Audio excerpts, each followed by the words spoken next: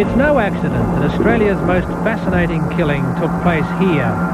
Here where heaven meets the earth, where man meets nature, where Aborigines have lived for 50,000 years and whites have been coming for holidays for 50 or so. Call it Uluru or call it Ayers Rock, this is a sacred site for the Yanangu people and a place for Seventh-day Adventists to pitch a tent. It's a place watched over by Chukurpa, or Aboriginal law, and a place where there's a cop every few hundred miles. But on the 17th of August 1980, it was white man's law and white man's mystery that focused the eyes of the nation and eventually the world on Australia's dead heart. It began with a cry in the wilderness and ended up dividing the nation. But whatever your opinion, it was impossible to ignore the disappearance of baby Azaria Chamberlain. I just yelled out, has anyone got a torch? The dingo's got my baby. It's pointless now going into all the detail again. 3 coronial inquests, 2 appeals, a royal commission, a court of criminal appeal hearing. But what's more telling are those haunting echoes that never seem to leave us. I knew the dog had something. I thought it had one of my husband's shoes because it was going like this to get out the door of the tent. Firstly, were they strange people? Just Seventh-day Adventists, the ones who make our wheat bix for breakfast. The name Azaria is an old Hebrew name and it means blessed of God. And we felt we truly were blessed when we got our little daughters. And of course, 1,000 other questions. Why would you take a 9-week-old baby to Ayers Rock anyway? Were the parents covering up for another of their children? And I rushed into the tent and we looked around quickly and couldn't see anything. I thought, my hat. A dingo. What else could have had it? And I rushed out into the blackness and I felt as hopeless as I ever felt in my life. As for dingoes, well, no question how clever they are. The locals told of one which could take meat out of a caravan fridge, and there'd been plenty of evidence of other dingo attacks. Aboriginal trackers said something had been dropped. Despite an intensive search around the rock, Azaria's body would never be recovered. Most of her clothing was found a week after she disappeared, 5 kilometres from the campsite. All that was missing, a white matinee jacket which Lindy swore her baby was wearing on the night she disappeared. But the coroner had no doubts with his biblical verdict. I doth find that Azaria Chamberlain, a child then of 9 weeks of age and formerly of Mount Isa, Queensland, met her death when attacked by a wild dingo. Thank you very much. Thank you very much. The Chamberlains were exonerated from any involvement. But to cut a long story short, there'd been new evidence, new experts, and a new trial with Lindy, now pregnant, charged with murder.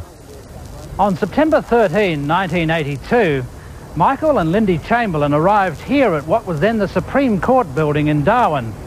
It was the first day of a trial that would last a sensational 33 days. On each of those days, Lindy, her husband and their lawyer Stuart Tipple would ascend these stairs, and waiting here would be a media pack that became just as interested in maternity dresses as murder. After each morning's parade, the questions like the pictures were the same. How was Lindy looking? Was that... The trial itself became a battle between forensic experts who blinded each other with conflicting science. And there was that yellow Tirana. Was that Azaria's blood on the floor or wasn't it? Someone decided it was, and Lindy was sentenced to life. This is the scene which many of the people thought would probably never happen. Alice Lynn Chamberlain in the back of a prison car, a convicted killer. But much of the forensic evidence would be discredited. And then a breakthrough. Remember the missing white matinee jacket? The baby's matinee jacket was found. Well, 5.5 years after the tragedy, it was located near the rock during the search for a tourist who'd fallen from it. Well, I'm stunned and amazed, but very grateful. Grateful why? Because I think this just goes to show once again that my wife was telling the truth. So finally, after spending years in jail and a decade in purgatory, the final chapter as Lindy Chamberlain is pardoned. Lindy Chamberlain walks from jail, free at last. Fully aware of the bitter irony of it all. Well, it's great to be pardoned for something you haven't done.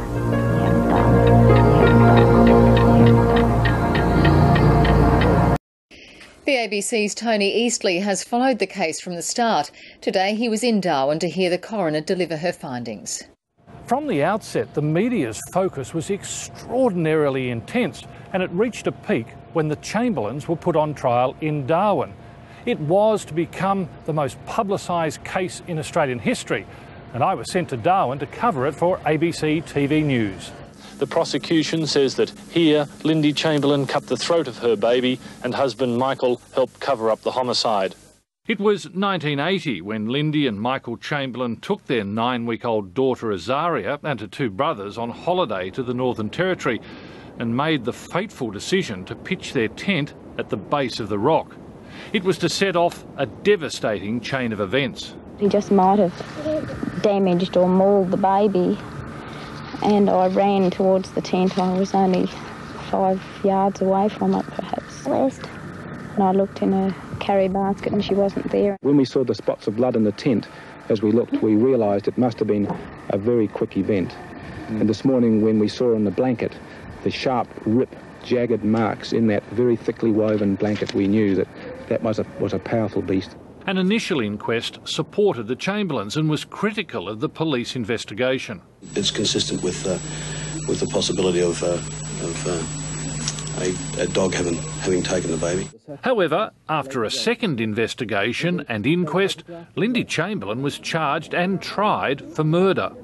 The court also heard from a London odontologist today, Mr Bernard Sims. He told the court that marks on Azaria Chamberlain's clothing weren't consistent with marks made by a dog or a dingo. The Crown's case relied heavily on scientific evidence, much of which the defence discredited. The jury, however, agreed with the prosecution, finding Lindy Chamberlain had cut Azaria's throat in the front seat of the family car and disposed of the body. She was sentenced to life in jail. Michael Chamberlain was given a suspended sentence for being an accessory. A heavily pregnant Lindy Chamberlain was sent to prison and gave birth soon after to another baby girl. But there was still a dramatic twist to come. The Chamberlains had always insisted that on the night she disappeared, baby Azaria had been wearing a matinee jacket. The prosecution said that was a lie. In 1986, the matinee jacket was found near a dingo lair at Uluru. The NT government ordered Mrs Chamberlain's immediate release. A year later, a royal commission cleared the couple of all guilt.